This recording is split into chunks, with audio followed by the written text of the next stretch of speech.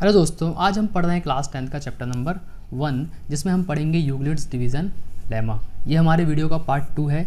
इसके पहले हमने पार्ट 1 में पढ़ा था कि रियल नंबर्स क्या होते हैं। अगर आपने वो वीडियो नहीं देखा है तो आई बटन में जाकर उसे देख सकते हैं।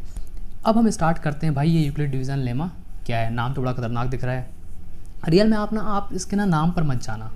क्यों? क्योंकि जितना डिफ़िकल्ट इसका नाम है ना, उससे ही कहीं ज़्यादा ये ईजी है। अब आप बोलोगे अच्छा ऐसा, तो कितना ईजी है? तो अगर मैं आपसे पूछूं कि आप 6 को 3 से डिवाइड कर सकते हो, तो आप बोलोगे यस, तो बस हो गया। क्या आप 7 को 3 से डिवाइड कर सकते हो? क्या आप 8 को 3 से डिवाइड कर सकते हो? क्या आप 9 को 3 से डिवाइड कर सकते हो? अगर आप इनको डिवाइड कर सकते हो तो इसका मतलब है कि आपका आंसर आ गया है। तो देखिए, 3 2 जा 6, 3 2 जा 6, 3 2 जा 6, तो रिमाइंडर क्या बचेगा 2, 3 3 जा 9, तो रिमाइंडर क्या बचा 0। बस यूक्लिड डिवीज़न लेमा हो गया, फिनिश।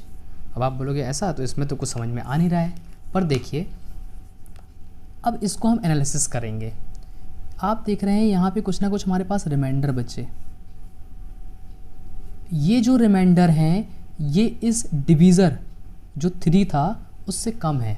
तो हम बोलेंगे कि हमारा जो रिमाइंडर होता है वो हमेशा डिवीज़र से कम होता है।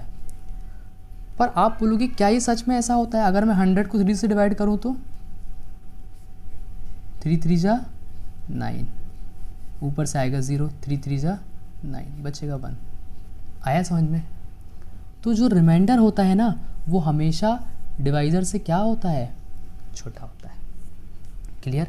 अच्छा, आप ये देख रहे हो कि हमारा जो रिमाइंडर है वो 0 के इक्वल है और 0 से बड़ा है। तो हमारा जो रिमाइंडर होता है वो 0 के इक्वल होगा या 0 से बड़ा होगा। अगर आपको ये बात समझ में आ गई, बस यूक्लिड डिवीज़न लेमा ख़त्म हो गया। यहाँ पे इतना ही तो है।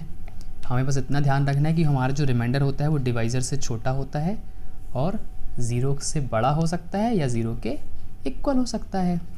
ठीक है, इस चीज़ को मैं आपको और बताता हूँ कि देखिए, अगर मेरे पास एक नंबर है, उसको मैं डिवाइड कर रहा हूँ b से। ठीक है, तो मैंने मान लिया भाई मेरे पास एक नंबर है a, जिसको मैं डिवाइड कर रहा हूँ b से, तो कुछ ना कुछ कोशेंट आएगा और कुछ ना कुछ रिमाइंडर आएगा।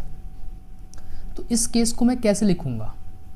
तो देखिए, जो मेरा रिमाइंडर है, रिमाइंडर क्या है r, वो किससे छोटा होना चाहिए? डिवाइज़र से। तो ये होता है डिवाइज़र, वो छोटा होना चाहिए डिवाइज़र से। देखिए, और किससे बड़ा होना चाहिए? 0 से बड़ा होना चाहिए या 0 के बराबर होना चाहिए?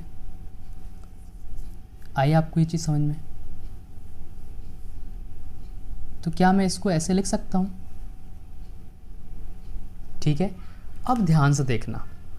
मैंने आपसे पूछा कि एक नंबर है मेरे पास x, जिसे मैं डिवाइड करता हूँ 3 से, तो कोशेंट 2 आता है और रिमाइंडर 1 आता है। तो क्या आप मुझे x की वैल्यू बता पाओगे कि x की वैल्यू क्या होगी? तो देखिए, आपने पढ़ा होगा dividend equals to divisor into quotient plus remainder. ये चीज़ आपने पढ़ी है। तो देखिए, यहाँ पर डिविडेंड क्या है? x, डिवाइज़र क्या है? 3, कोशेंट क्या है?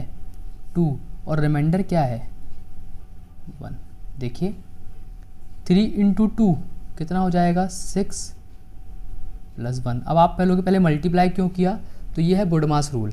जब भी मल्टीप्लाई दिया और प्लस दिया तो पहले हम मल्टीप्लाई को सॉल्व करते हैं। ठीक है, तो ऐसा मत कर देना कि 2 + 1 3 आ गया और 3 इंटू 3। वैसे मुझे पता है इतने समझदार तो हो आप लोग, ठीक है, लेकिन फिर भी बता दिया मैंने। 6 + 1 कितना? 7। तो देखिए, x की वैल्यू क्या आ गई? 7। मतलब ये कौन सा नंबर है? 7। तो चेक करें एक बार। चलिए चेक कर लेते हैं। अगर मैं 7 को 3 से डिवाइड करूं तो कितना आएगा? 3 2 जा 6, रिमाइंडर क्या बचेगा? 1। तो देखिए, 7 को 3 से डिवाइड किया तो 2 आया और रिमाइंडर क्या बचा? 1। अब आप बोलोगे ये सब कहानी हमें क्यों बता रहे हैं? वो इसलिए बता रहे हैं, देखिए, कि क्या मैं इस वाले क्वेश्चन को इस फॉर्म में लिख सकता हूँ? तो देखिए, डिविडेंड क्या है? डिविडेंड क्या है हमारे पास a, डिवाइज़र क्या है b, कोशेंट क्या है q और रिमाइंडर क्या है r। तो क्या मैं उसको इस फॉर्म में रख सकता हूँ? रख सकता हूँ ना। तो बस यही है हमारे 2 स्टेटमेंट जो आपकी बुक में दिए हैं और जो आपको समझना है, और यही है यूक्लिड डिवीज़न लेमा। ठीक है, इसके बाद हम नेक्स्ट उसमें देखेंगे यूक्लिड डिवीज़न एल्गोरिदम। ठीक है, अभी यूक्लिड डिवीज़न एल्गोरिदम क्या होता है ये मैं आपको नेक्स्ट उसमें बताऊंगा। तो अभी आपको इस चीज़ों को याद रखना है। तो एक बार फिर से बता देता हूँ मैं आपको कि कोई नंबर a था हमारे पास जिसको हम b से डिवाइड कर रहे हैं और कोशेंट क्या आ रहा है q, रिमाइंडर क्या आ रहा है r। तो जो r है वो कोशेंट से छोटा होता है और 0 से बड़ा या बराबर होता है, वो हमने देखा यहाँ से। ठीक है, a equals to B Q plus R, ये हमने कहाँ से देखा? ये हमने इस फॉर्मूले से देखा, ये वाले। Dividend equals to divisor into quotient plus remainder. ठीक है, इसके बाद बाकी अपन इसको देखेंगे नेक्स्ट क्लास में, और उसमें हम क्या पढ़ेंगे? यूक्लिड डिवीज़न लेमा और यूक्लिड डिवीज़न एल्गोरिदम, दोनों में क्या फ़र्क है और दोनों से हम क्या यूज़ करेंगे इनका। और ये वीडियो आपको कैसी लगी कमेंट करके ज़रूर बताइएगा। Thank you.